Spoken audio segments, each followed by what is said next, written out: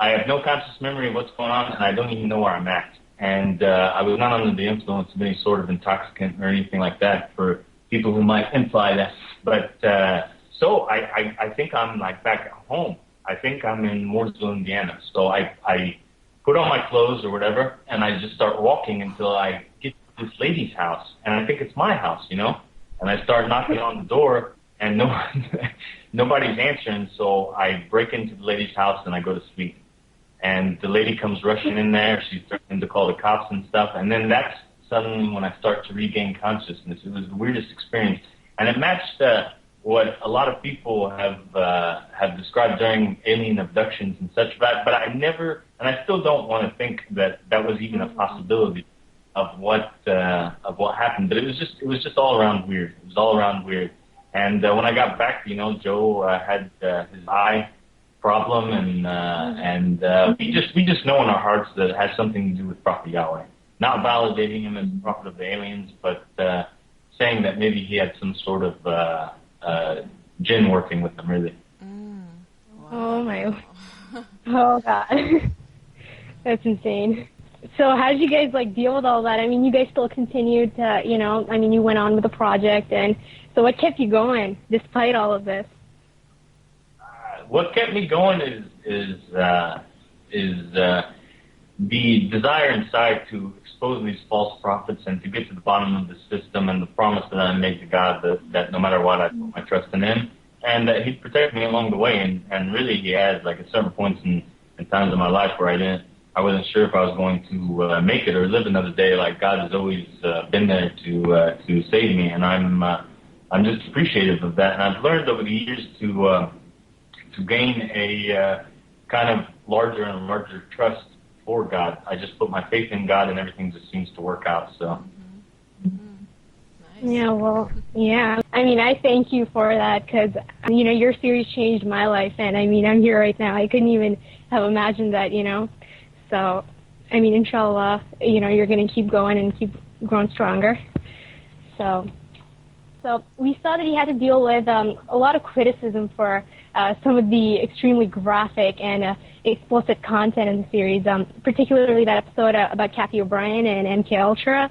I mean, I remember watching that, and I couldn't even sleep that night. But I understand you obviously included that to make a point, and it's true that we all try to constantly protect ourselves from being exposed to stuff like this, information like this, when the fact of the matter is that this is commonly happening around us, and it can happen to just about anyone, you know. And in fact, now that I look back at it, as difficult as it was for me to watch that, I think we all need to see this in order to truly understand how unbelievably sick and sinister the system actually is. And I mean, I thank you for putting that in, because it opened my eyes.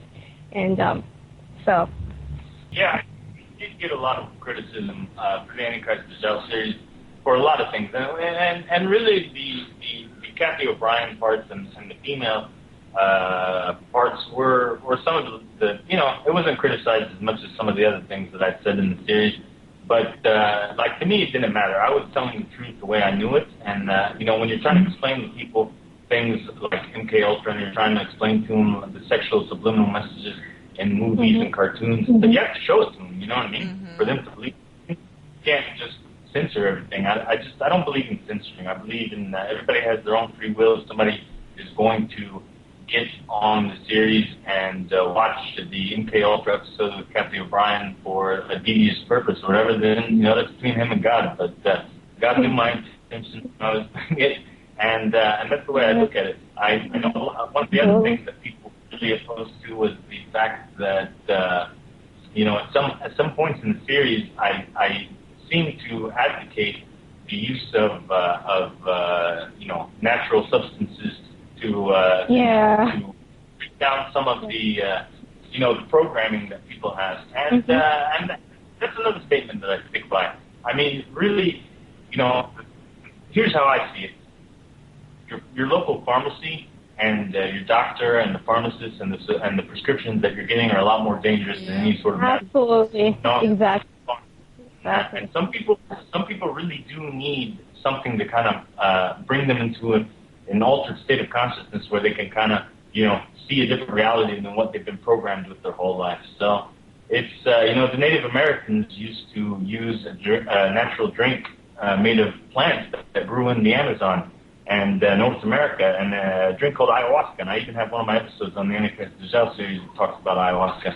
And ayahuasca is amazing. I've tried it. It's not an intoxicant. It's not alcohol. It's not something that a person would get high off of. It actually brings you into a very, very spiritual state of mind, and you have kind of sort of like a near-death experience. I encourage you guys to read more about it, but they used to use it in getting closer to God and such. And I talked about the Amanita muscaria and different mushrooms, and I talked about how they were mentioned in the Bible, and how when Moses was going with the children of Israel through the desert during 40 years, God sent down manna from heaven.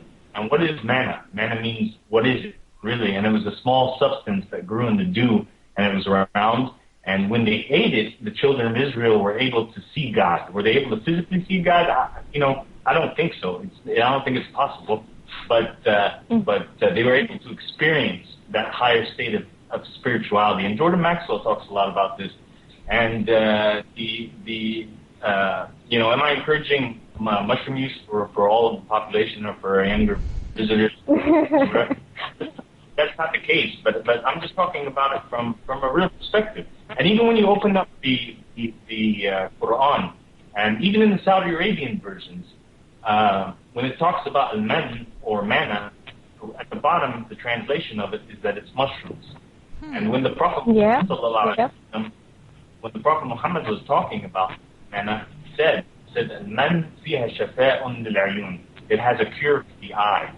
And I think a lot of us need to understand and kind of see what did he really mean by that, Interesting.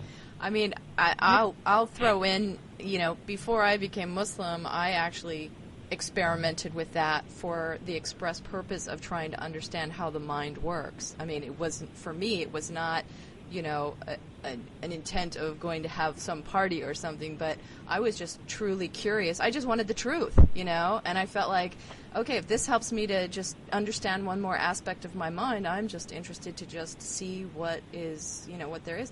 And, honestly, yeah, I came up with some revelations that changed me afterwards. It was like there was a connection I had with a tree that I was like, I realized that there's so much more going on with a tree than we normally see. And as a Muslim now, just to clear the air, I would be personally afraid to do that now because I have Islam. And I would be afraid that I would, be, I don't know what, maybe... I don't know. I just figure I'll just leave it alone. And I think you even said that in the series, there's a better way to get there, just through meditation or there are other avenues to get there. And other pure ways I fully to get there. believe that. And so I also, I sort of in the same camp. I don't know. I mean, I'll just say that, I had my own personal experiences and I just wonder, like, it makes me rethink when you brought it up again, and I thought about my own personal experience. It says stay away from intoxicants, but technically the word intoxicant means a poison, right? So does it mean, that could be pharmaceuticals, obviously you should stay away from those because these are literally poisons, but would you put a mushroom into the intoxicant camp? I guess people could argue this forever, and I'm sure everybody's going to scream about this, but, I don't know. Well, look, I'll tell you what. The people that talk to me, there's things that they say that amaze them. There's things that they say that they don't necessarily like. So, plus, I have in my family history Native American in me. So I have ancestors that are Native American, and the whole using plants was something that's it's kind of it's a family tradition. Not everybody. Not everybody in the family does it, but there is use in it. There really is use in it. Right. And the Prophet Muhammad used to recommend all kinds of plants for different purposes. And the word, back to what you were saying about the word intoxicants being in the Quran, that's the translation of it. That's what the scholars say it means. But really, the only thing in the Quran that God told us not to do is alcohol. So intoxicant, that's just an interpretation of scholars, and a lot of scholars today, I don't necessarily take the word as holy truth. So Exactly, yep. But you can have a bad mushroom trip. It's not all a good story. I mean, people can like really freak out on it and have a terrifying experience. So, there's that aspect to it as well. That's but see, Susan, that's part of the importance of the whole experience.